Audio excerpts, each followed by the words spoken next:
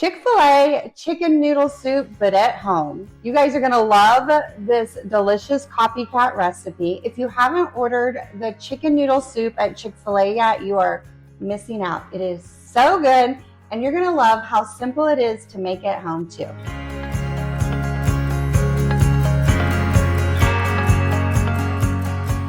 Hi, my name is Christina. I'm with eatingonadime.com. Welcome to my kitchen, friends. Here at Eating on a Dime, my sister Carrie and I are on a mission to help real food families eat real food at home on a budget. We love teaching people how to cook simple recipes that are going to feed your family well and help you save money too. All right, we have linked today's recipe in the description below. Copycat Chick-fil-A Chicken Noodle Soup. If you can't find it for some reason, just Google Chick-fil-A Chicken Noodle Soup, Eating on a Dime, and it'll pull right up for you. Do not forget to check that out, guys, because it has all the step-by-step instructions, so you don't have to write this down from the video, as well as the nutritional information and all of our tips and tricks for you when making this at home. All right, let's get cooking. So the secret for Chick-fil-A and their chicken noodle soup is it's made with a whole chicken. Yes, a whole chicken. So you have all flavors of the chicken in the chicken noodle soup. So to cook a whole chicken, you do need a large stock pot. This is a stovetop recipe. So you need a stock pot that's big enough to hold the whole chicken and to be covered with chicken broth when we cook it. So stock pot done. All right, now we are going to chop up some vegetables before we take this over to the stovetop. Just like in any classic chicken noodle soup, the Chick-fil-A chicken noodle soup has onions, carrots, and celery. So for this recipe, we have 4 carrots already peeled and celery as well. We are going to get these diced up. I'm just going to put them in a bowl so when I add them to the stock pot, it's quick and easy. On the carrots, just cut off both ends. You want them pretty small since it's in a soup, so it'll fit on a spoon when serving. Then cut the carrots in half lengthwise, and then cut each half in half again. So essentially quartering the carrot lengthwise.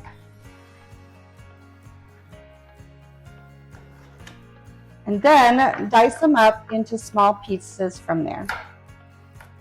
Get this last carrot diced on up, and then we will move on over to the remaining veggies. You gotta have the veggies for a traditional chicken noodle soup, in my opinion. It's just not chicken noodle soup without the veggies. I'm really wishing I had that new chopper that my sister has. You guys have seen me use it and her use it when I'm at her house. So right after I'm done here, I'm definitely ordering one of those. Now it's time to dice up the celery. I'm going to go ahead and cut off the tops and the bottoms. Ready? Woo! It's my sink right there, so no worries. I just cut off where it gets a little bit bigger there at the end. Just doesn't have as much flavor in my opinion. And then we're going to dice this into, again, easy bite-sized pieces. So for the celery, I'm going to cut it in thirds lengthwise and then dice it. If you cut it lengthwise first, it really saves you time in your dicing, so you don't have to cut up each little small piece. So 3 little celery sticks, and then just dice away. So cut it lengthwise in thirds, just eyeball it as best as you can. And then once you have the 3 sticks, put them together so that you can chop all 3 at the same time and just chop them into bite-sized pieces. Celery is all diced up. Now let's do the onion. For this recipe, we use a 1/2 white onion finely diced up. You can use yellow as well. I just don't recommend red or purple, whatever you want to call it, because it's too sweet. I didn't talk about my knife before, but Carrie and I are real big believers that you only need 1 good knife. This is linked in the description below. It is great. You need a good knife and a knife sharpener, and that's all you need to cook in your kitchen. So to dice up this onion, go ahead and cut off both ends of the onion bulb and peel the outer layer.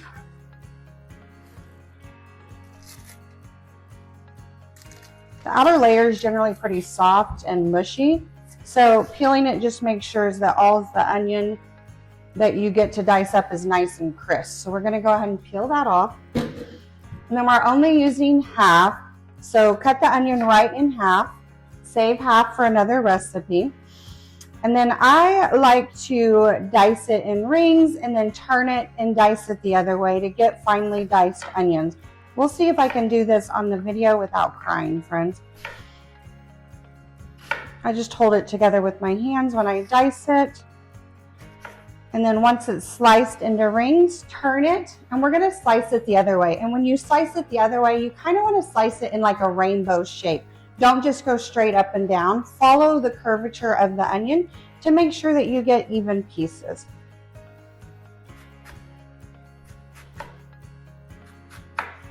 It's not too bad today. All right, our veggies are all ready. Let's take that stock pot and our veggies and go to the stovetop to get to cooking. So heat your large stock pot over medium-high heat and add in a tablespoon of olive oil. You just want to get that oil heated up and then we will get the veggies added. That oil is nice and hot. Go ahead and add all those veggies that we chopped up and saute them in that oil for about 3 to 5 minutes until they're nice and soft. Once the veggies are nice and soft, add in a tablespoon of minced garlic and saute that for about a minute. You don't want to add that at the beginning with the veggies because it could really get burned. So I just added in for about a minute just so you can smell it really well. Once you can smell that garlic, it smells good. We're gonna add the whole chicken. I just recommend throwing it right into the pot, just like so. And then we are going to add 8 cups of chicken broth.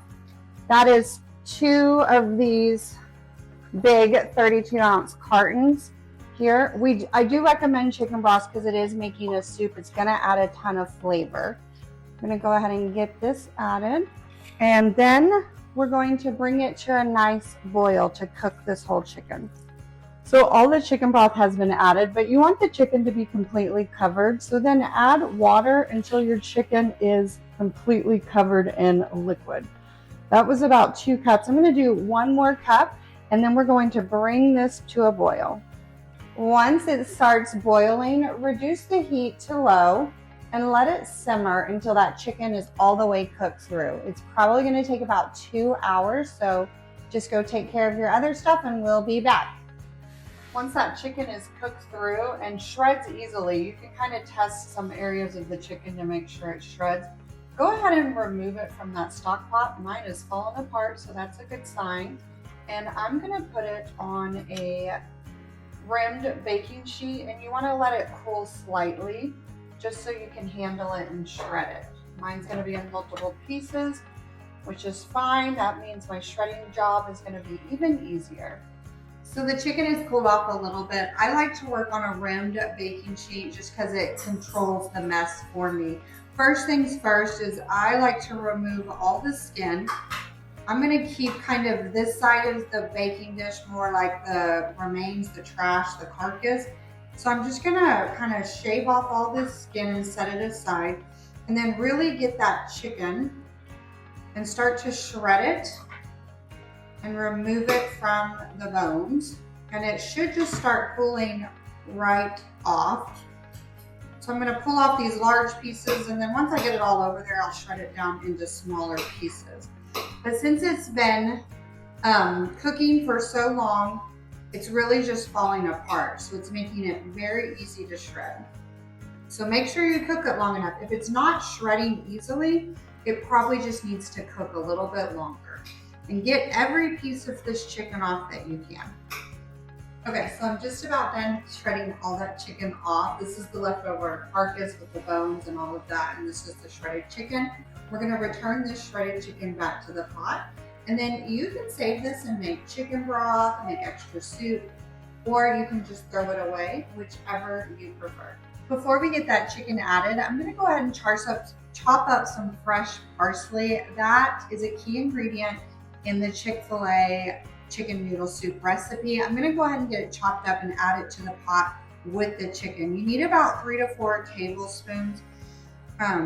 It really adds a lot of flavor and makes it really fancy. So this is fresh parsley that's already been washed. I'm just ripping off some of the leaves.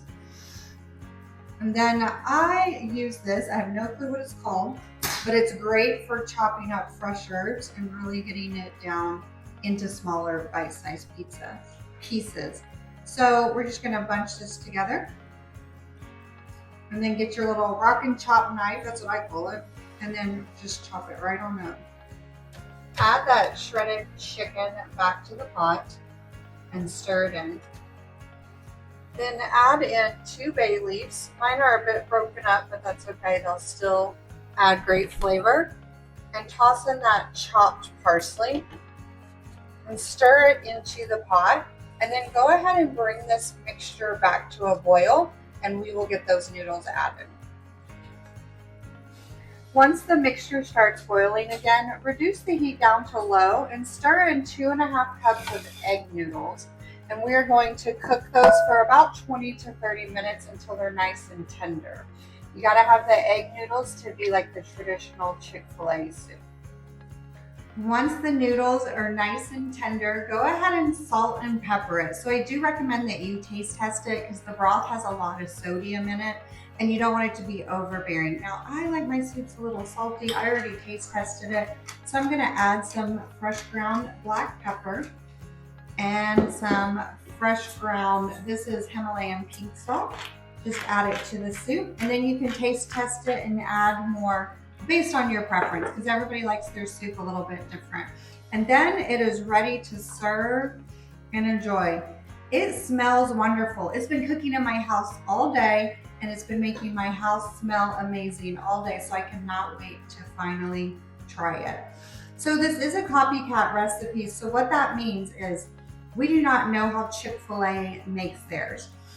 We've never worked there, we don't own one, so we do not know exactly how they make theirs. But what we've done is created up a recipe that you can make at home that gives you the same flavors. So that's the same idea, is that we're trying to help you recreate those flavors at home.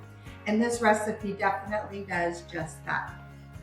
It looks awesome. Now let's talk about serving. When I make a chicken noodle soup, I think they're very hearty. I usually just serve with a simple side salad, a little soup, a little salad, a little baguette, and it's a beautiful, wonderful meal that everyone loves. This will keep, the leftovers will keep as long as you refrigerate them in an airtight container for probably up to 5 days or so. But I do not recommend freezing this just because the noodles have a tendency to disintegrate it. So I would just eat on this and eat the leftovers all week long. Thank you so much for joining me today in my kitchen. Don't forget to like and subscribe so you don't miss any more of our easy recipes that we know that you're gonna love. Don't forget, we have linked today's recipe in the description below, and you can also find a ton more Chick-fil-A copycats. So if you like eating Chick-fil-A and you wanna make it at home, check out those recipes too. All right, guys, I am hungry. Thank you again for joining me, and I will see you next time. Bye, friends.